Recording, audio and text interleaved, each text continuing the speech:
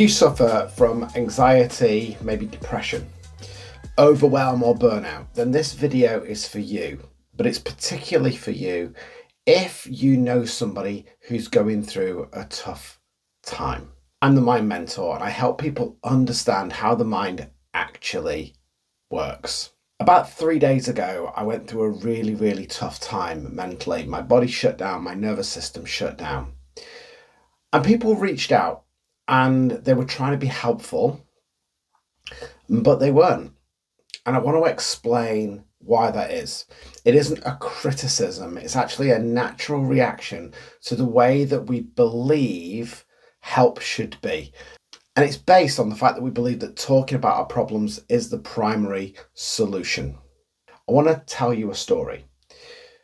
A few years ago, I was having a really tough time, and my wife walked into the bedroom. It was in the morning, and she looked at me and she said, "Are you okay?" That's something that we would naturally say if we see somebody in distress. What I heard though was this: I've got a busy day. I can't be dealing with this. Just tell me you're okay. When somebody asks if you're okay, or they start to give you advice on how to fix the problem, what actually happens as the recipient is you feel like you're a burden. You feel shame, you feel guilt, and you feel as though you're dumping that emotional trauma that you're going through on somebody else. Within our mental health system, we tend to try and medicate or stop pain. But if we view depression, anxiety, overwhelm, loneliness as a junction point in which the mind and the body is saying, hey, your environment presently is not conducive to your health. And because you are not getting yourself out of this situation, I'm going to do that for you. So all of these feelings, these labels, these emotions that we not only suppress, but we try and medicate against are actually markers that are trying to help us. And what is actually happening is that the person on the other end who's trying to help is actually receiving this negative energy, and it doesn't feel great. They love you, they care about you, they're worrying about you. So what's actually happening is that they're amplifying this loss. They're amplifying this feeling. The key way in which you get around this is quite simple. If you, the person, are going through anxiety, loneliness, depression, ask yourself this question: what do I need right now? You can just close your eyes and say, I'm completely safe. My mind and my body are just trying to help me. But what I need right now is, and just see what comes up. Now, if you're the person that's seeing somebody in that distress, you're seeing them in that, you're desperate to help them. Don't give them solutions. Don't say, well, when this happened to me, I did this. Because what you've done is you've turned the attention to you, not to them.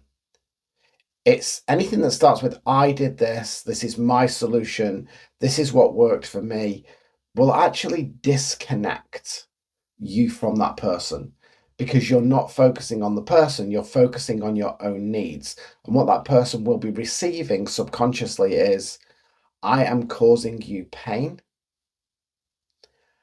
And because I'm causing you pain, I'm not going to open up. So as the person who is observing this in somebody else, don't make it about you. Ask this question: hey, what do you need? Not what do you need from me? What do you need? Because if I go back to that scenario a few years ago with my wife, when I meditated on this, what I actually said was, I don't need you to fix it. I just needed a hug. But you see, when we go into these bouts of trauma, depression, anxiety, and loneliness, the part of our brain, the dorsal prefrontal cortex, which is our communicative part of our brain, shuts down. So we can't communicate our feelings.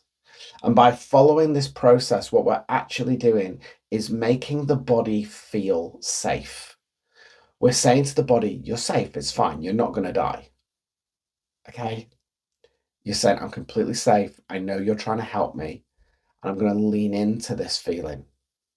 And what I need now is, and often it might be a hug, because a hug creates a hormone called oxytocin, which is our bonding hormone. So when we feel lonely, we can be surrounded by people, but sometimes we just need a hug. Oftentimes, though, what we need is somebody to say, I see you, I believe in you, I've got you, I'm going to pull you out. But what we tend to do is we solutionize, we give information. I did this, I did that. This is my 5-step plan. But the problem with the 5-step plan is that the part of the brain that would enact that 5-step plan is turned off, so it's not going to work. When you're trying to help somebody, just simply ask them, in this moment right now, what do you need?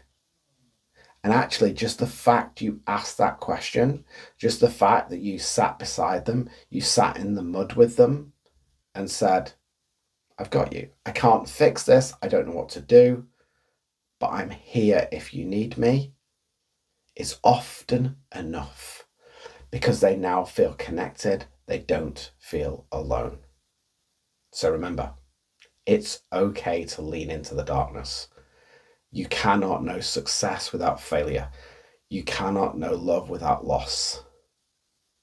It's part of the process of life. But our mind and our bodies are always trying to help us. And we just need to go inside and in that moment, acknowledge what we need. And if you're trying to help, just ask the person, what do they need? Don't try and fix it.